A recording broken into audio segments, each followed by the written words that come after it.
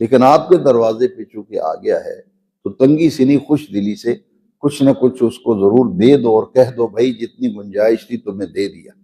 اسی پہ گزارا کرو۔ اصل معاملہ ہے سائلین میں سے وہ جن کے متعلق آپ کو یقین ہو، آپ سمجھتے ہو کہ واقعی یہ مستحق ہے اور اس کو ضرورت پڑ گئی ہے تو میری دہلیز پہ آیا ہے، تو قرآن میں یہ بتایا گیا کہ ایسے سائل، سوالی، مانگنے والے کہ جو حقیقی معنوں میں ضرورت مند ہیں، حاجت مند ہیں، ان کی مدد کرنا، اللہ کی محبت میں اس کا دیا ہوا مال ان پہ خرچ کرنا۔ اور اس کے بعد نمبر آتا ہے وفی الرقاب، گردنیں چھڑانا۔ گردنیں چھڑانے کا مطلب یہ ہے کہ ایک آدمی جو ہے وہ پھنس گیا ہے،